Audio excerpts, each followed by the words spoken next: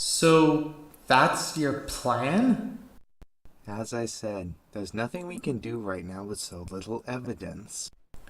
I'm sure you hate the Skavarks, but you're just willing to wait until whatever they're cooking up boils? Doesn't seem like a very good strategy. I do hate them for what they did during the war, but I'm willing to wait until we know for sure what they're up to. You're concerned about the event with Tess, aren't you? Is it really that obvious? Yeah, it's pretty obvious.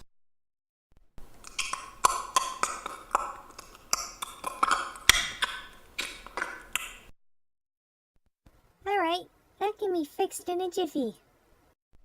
Hey, Khan, I've been meaning to ask, what is her story? Well, there was a mission when the Skavarks were bombing the northern regions. We traveled up there and found her in the remains of one of the villages. Risk took her under his wing, and he's been caring for her ever since. Why the sudden interest in her? Well, she reminds me of someone I used to know. I've double-checked all the generators and they're all in working conditions. I've also organized the rations so that we don't have any more shortage accidents now. I need to make a run to the foundry to get more maintenance parts. Would you wish to accompany me? Sure, Dirge. I can help you as soon as I finish cleaning those blasted radiators again. Fascinating. And you say you have no idea what her actual species designation is, and she claims to have no memory of before the explosion? Well, we checked through all the Skavark's records, and we even tried analyzing her genetic structure. And what came up was nothing. I have to ask, did she ever tell you how she managed to survive an orbital bombardment? Huh. I'd never stopped to think about that. I guess she's just the luckiest person on the planet. It's funny, but I actually empathize with her. Oh, you lost something because of a battle as well? Yeah, my species, my universe, and my family. What about your brother? You still have him. Yeah, the whole universe against us, and he's all that's left. What happened? You'd probably not believe me even if I tell you. The best part was that he didn't even realize it until 3 days later. Yeah, you see, am I right? Of course I'm right. Oh, you are terrible. What is wrong with you? His cheerful demeanor is nothing but a cloak for his darkened heart. Be quiet, you overgrown furball. Hey, after I'm finished doing my research on you, you think it's possible I could convince him to volunteer? This is all well and good, but shouldn't we be speaking of more pressing matters? Are you referring to the attack on the Dreadkite Temple? Come on, we faced way worse than that before. Oh, please enlighten us. How worse? Certainly worse than you've ever seen. You faced an alien government bent on subjugation.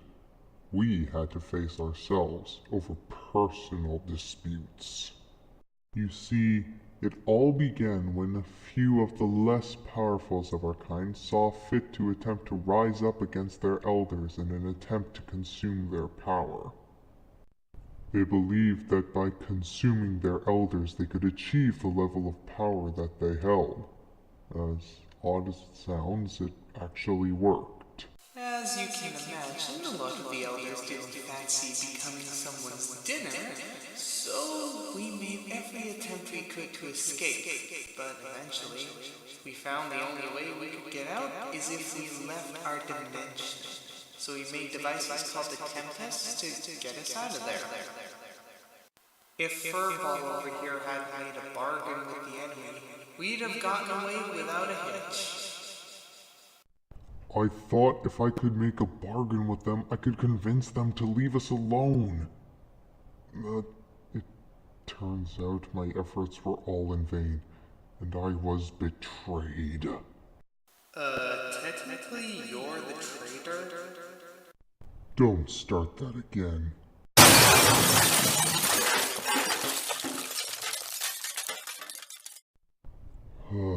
While we were ambushed, the Tempest got damaged and malfunctioned, swallowing everyone who was in the near vicinity and transporting them to a random dimension.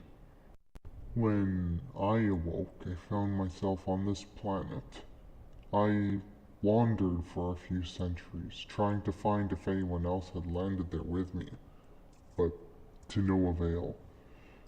I couldn't find a trace of anyone, friend or foe.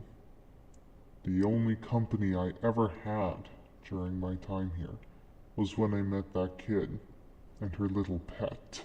But the kid doesn't have a pet. But she does. He's blue and, well, he looks a lot like one of you, actually.